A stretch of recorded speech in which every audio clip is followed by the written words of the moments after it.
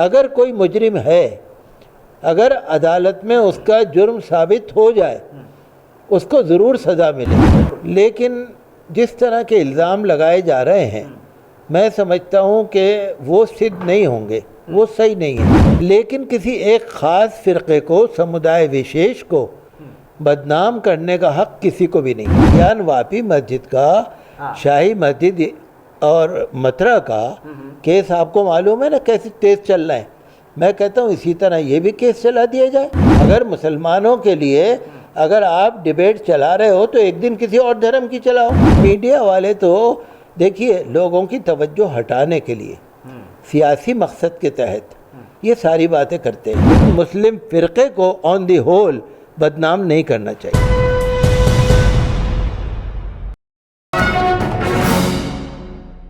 PFI पर ban लगाने की बात तो बहुत समय से चल रही थी। लंबे समय से सरकार ये कह रही थी कि पीएफआई पर बैन लगाया जाएगा, लेकिन जब पीएफआई पर बैन लगाया गया तो उससे पहले मानो पल भर में तमाम चीजें ऐसे हो गई कि रेड भी हुई। रेड के बाद पीएफआई पर 5 साल का सुबह 5 बजे के आसपास बैन भी लगा दिया गया और अब पूरे इलाके में पीएफआई के जो दफ्तर थे सबको सील कर दिया गया। कहा गया कि टेरर फंडिंग है, पीएफआई देश विरोधी गतिविधियों में शामिल है, पीएफआई देश को तोड़ने की बात करती है, इसलिए पीएफआई को बैन किया जा रहा है। 2047 में भारत को मुस्लिम राष्ट्र बनाना चाहती थी पीएफआई। प्रधानमंत्री नरेंद्र मोदी की जान को खतरा था पीएफआई के कैडर्स से। ये तमाम चीजें बताई गई और पीएफआई पर बैन लगा दिया गया। इस पूरे मामले पर बातचीत करने के लिए हमारे साथ मस्जिद फतेहपुरी के शाही इमाम डॉक्टर मुफ्ती मुकर्रम साहब खुद मौजूद हैं। मुफ्ती साहब, सबसे पहले आपसे जानना चाहते हैं कि इस वक्त ये कहा गया कि 5 साल के लिए पीएफआई पर बैन लगाया जा रहा है और उसके साथ ये सब बातें कही गई जो मैंने अभी कही हैं अपने इंट्रो में। आप मुझे ये बताइए कि जब पीएफआई को बैन किया गया है, सुबह 5 बजे के आसपास ये नोटिफिकेशन गृह मंत्रालय से आया और उससे पहले तमाम तर छापे पड़े, आप इस पूरे प्रकरण को किस तरह से देखते हैं और इस पर क्या कहेंगे? देखिए, पीएफआई से तो मेरा कोई ताल्लुक़ रहा नहीं। पीएफआई के प्रोग्रामों में भी मैं नहीं गया और ज़्यादातर उनका जो सेटअप है वो साउथ इंडिया में है, उधर तो मेरा कभी जाना ही नहीं हुआ। लेकिन इतनी बात मैं जानता हूँ कि पीएफआई में बहुत अच्छे, बहुत ही फाजिल, काबिल लोग हैं, तो मुझे नहीं लगता कि उन पर जो इल्ज़ाम लगाए जा रहे हैं वो कहाँ तक सही है, मैं नहीं कह सकता। देखिए, अगर कोई मुजरिम है, अगर किसी पर जुर्म साबित हो जाए तो उस पर एक्शन होना चाहिए, उसे सज़ा मिलनी चाहिए। अगर कोई आतंकवादी गतिविधियों में लिप्त है उसको भी सज़ा मिलनी चाहिए। अगर कोई देशद्रोही कामों में लगा हुआ है उसको भी सज़ा मिलनी चाहिए। अगर कोई देश मुखालिफ कार्यक्रमों में लगा हुआ है उसको भी सज़ा मिले, इसमें दो राय नहीं है। पूरा हिंदुस्तान एक है। बिल्कुल। लेकिन जिस तरह के इल्ज़ाम लगाए जा रहे हैं, मैं समझता हूँ कि वो सिद्ध नहीं होंगे, वो सही नहीं है। और अगर कोर्ट के अंदर ये केस जाएगा तो मुझे लगता है कि वो लोग बरी हो जाएंगे। तो मैं तो ये बात जानता हूँ कि पीएफआई के ताल्लुक़ से तो मैं नहीं कुछ कह सकता, लेकिन मैं ये बात जानता हूँ कि हिंदुस्तान का हर मुसलमान देश के ख़िलाफ़ नहीं है, देश मुखालिफ सरगर्मियों में मुलव्वस नहीं है। अगर कोई है तो कानून खुला हुआ है, कानून उस पर कार्रवाई करे, लेकिन किसी एक ख़ास फ़िरक़े को, समुदाय विशेष को बदनाम करने का हक़ किसी को भी नहीं है। जिस तरह से जो बातें मुसलमानों के लिए कही जा रही हैं उसका असर पूरे देश पर पड़ रहा है। बदअमनी हो सकती है, नफ़रत बढ़ सकती है, तशद्दुद फैल सकता है और बहुत सारे काम हो सकते हैं। तो मुसलमानों ने तो ये आज़ादी ली है, मुसलमानों ने लाखों मुसलमानों ने कुर्बानियाँ दी हैं। हमारे आज तक मुसलमानों ने देश को खून पसीना दिया है और आज भी हम देश के हित में सोचते हैं। हर मुसलमान देश के फेवर में सोचता है। अगर कोई मुजरिम है, अगर अदालत में उसका जुर्म साबित हो जाए, उसको ज़रूर सज़ा मिले।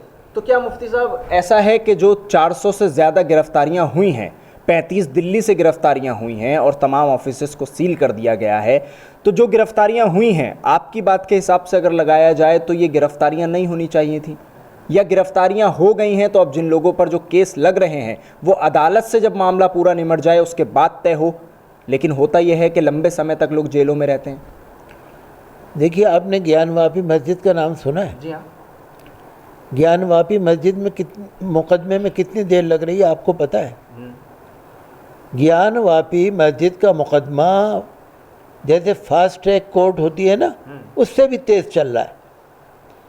बहुत ही जो कौन सी ट्रेन आने वाली थी ना, मैं भूल गया कौन सी ट्रेन, जापान वाली जो ट्रेन आने वाली थी, बुलेट ट्रेन, उससे भी तेज़ जा रहा है, सुपर फास्ट, उससे भी तेज़, बुलेट ट्रेन से भी ज़्यादा। ज्ञानवापी मस्जिद का, शाही मस्जिद और मथुरा का केस आपको मालूम है ना कैसे तेज़ चल रहा है। मैं कहता हूँ इसी तरह ये भी केस चला दिया जाए। अच्छा। अगर सज़ा देनी है, जिस पे जुर्म साबित हो जाए, जो जज कहे वो कर दीजिए। हम किसी मुजरिम के साथ नहीं खड़े, हम देश के साथ खड़े हैं।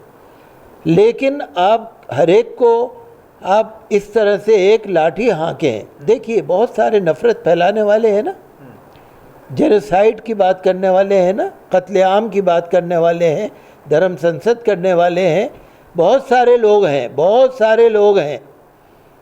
और ऐसे तो बहुत लोग हैं जिन्होंने हथियारों की ट्रेनिंग दी है, और ऐसे तो बहुत लोग हैं जो अपने जुलूसों में तलवारें लेके घूमते हैं। ऐसे बहुत लोग हैं।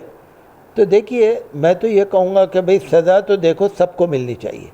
इंसाफ हो तो देश में एक ही पैमाना होना चाहिए, इंसाफ का मापदंड एक ही होना चाहिए।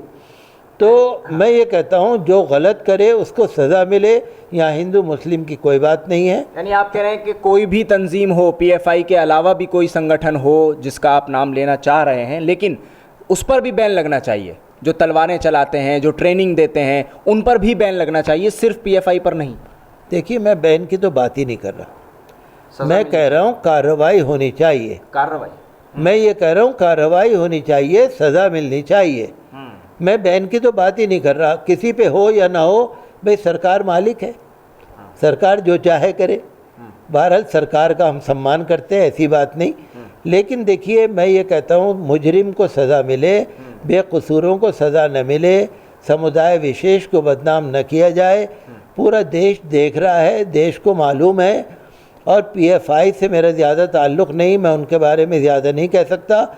लेकिन मुसलमानों का सदियों का रिकॉर्ड है, 800 साल 1000 साल का रिकॉर्ड है।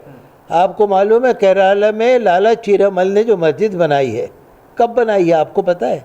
1400 साल हो गए, 1300 साल हो गए।